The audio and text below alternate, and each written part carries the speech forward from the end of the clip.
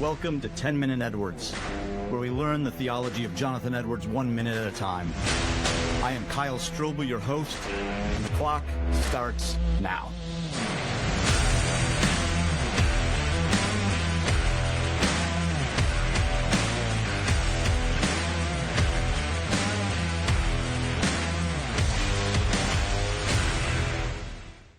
Welcome back to 10-Minute Edwards. I hope you're well. It's good to be with you. Of course, as always, John E. is with me. Montgomery Bruce is here. I even have a new little Edwards place card there. We can here enlarge that a bit for you. There it is. He kind of calls out my Edwards section of my library in here, so that's kind of fun. My son has been helping me craft some little stands for them. Today, I want to pick up on where we kind of left off, because I want to start naming something a little more specifically, because this is going to be a very important element to Edwards' understanding of God, understanding of creation, and understanding of ethics. Because as we've seen, God's decision to create and our life, our ends, the goals of our existence are going to kind of merge. And so I want to push forward to kind of one final step to think about, well, why does God create it all? And Edwards is going to walk us through kind of 6 points. The first point is that there's no notion of God's last end in creating the world that would imply any insufficiency or any mutability in God or any dependence of the creator on the creature. So Edwards is going to set up the discussion right away and say, look, God is infinitely full in himself. He's the pure actuality of life and existence. He is immutable. There's no need in him, right? So whatever else we say about creation, we can't somehow begin to start talking about God's need for it, or that God is somehow fulfilling something in himself. That's going to be important later, because it almost is going to feel like Edwards undermines this later, but he starts with it so that we don't misunderstand him later. But then secondly, he says, for God, right, for God's going to have an end in, like, well, why would God create? What's his end in creation? So just because you find something that is good and valuable in and of itself doesn't mean that that has to be or even can be God's ultimate end. Because this ultimate end, the ultimate end for which God created the world, must actually serve as the grounding for all other subordinate ends. So remember, in the nature of ends, you have ultimate ends, you have chief ultimate ends, but then you have subordinate ends, things that are done for the sake of other things. And so just because something is good and valuable, that doesn't mean it would make a good ultimate end or a good chief ultimate end, because it has to order all of these things, all of these subordinate ends. And remember, all of the ultimate ends are ordered under the umbrella that is the chief ultimate end. So the first, right, there can be no insufficiency in God, so that, we can't posit something that allows for that. The second, when we talk about having a chief ultimate end, it has to be valuable and good in and of itself, but we have to say more about that. So what is more? Third, he says, the ultimate end for God's creating must be that which was most valuable originally and prior to willing creation. Without even taking thought about creation at first, what is most valuable originally? We might say primally. And this leads to Edwards' fourth claim, and this gets us to a bit of a plateau point. He says that if God himself be in any respect properly capable of being his own end in the creation of the world, then it is reasonable to suppose that he had respect to himself as his highest and last end in this work, because he is worthy in himself to be so, being infinitely the greatest and best of beings. So as Edwards is considering all these various ends, he's saying, well, if we could think of a way that God is himself the highest ultimate end, the chief ultimate end, then that, of course, must be true. And then he looks at well, what would it mean to say these things, particularly given God's disposition is love, and his love is oriented to the greatest moral goodness, which is himself.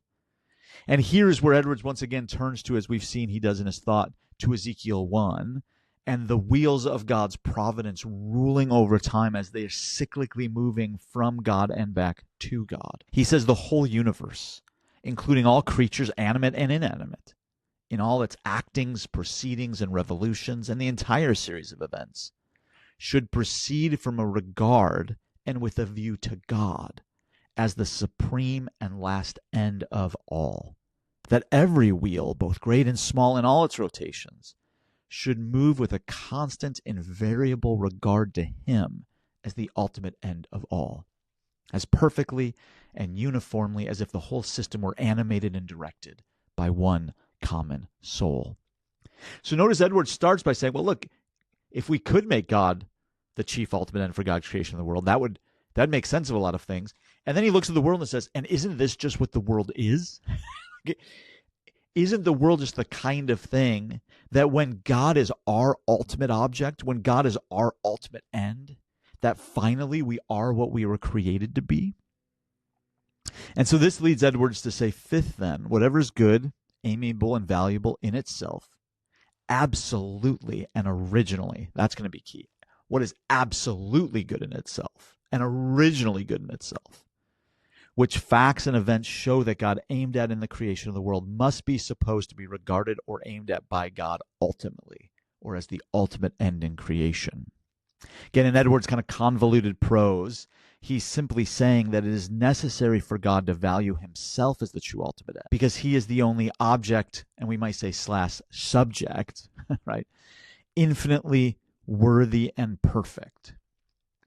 And therefore, in God in himself, what we find is God makes himself his last end, and that just is the fullness of his knowledge and love. But then he's going to say that God makes it fitting and suitable that he would create in order to share that knowledge and love and glory to the world.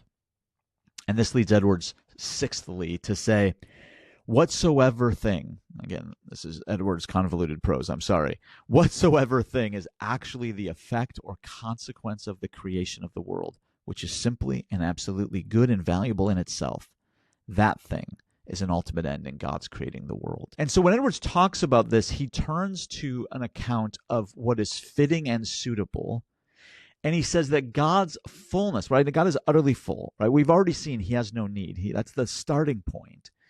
He is his own end in the fullness of his own life. But then he says there's kind of, now I'm going to use my own language here because Edwards' language here is a bit disconcerting at times, because if you remember our discussion of the divine attributes, he turns here to talk about relative sorts of things, relative sorts of properties. And so these are kind of modes of existence, but he's going to talk about these modes that have a terminus in creation. So these are extrinsic things to God and therefore do not define real attributes. But he's going to then name a handful of these, and he names 4 in particularly: wisdom, power, goodness, and justice. These are and this is Edwards' language, these are the 4 attributes of God that have to do with the world, and these only. The rest concerns himself. And so, as Paul Ramsey kind of pointed out, that these 4 attributes, Edwards actually links to the 4 creatures pulling the chariot from Ezekiel 1.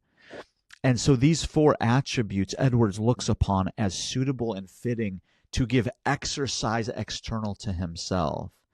And these are the 4 attributes pulling the chariot of history, driven by Christ himself, ordering all of history in his very person, bringing things from beginning to end as that great wheel of history moves from him and back to him. And so Edwards gives an account here of God, fullness himself, thinking it suitable that he makes himself his last end, which he already is, but he makes himself his last end through creation, by giving exercise to attributes that have terminus in creation and that have the capacity to reveal his glory. And so as we saw in these different layers of glory, in doing so, he has established that he will be known and that he will catch up his creatures in his glory. And here becomes a very important point that we'll spend much longer later unpacking this. But he said, rather than in making himself his last end, kind of pitting us against God, he says God's acting for himself or making himself his last end is his acting for their sake. These are not to be set in opposition, he says, or to be considered as the opposite parts of a disjunction. They are rather to be considered as coinciding one with the other and implied one in the other. By making himself his last end, by exercising these attributes external to himself, by manifesting his glory.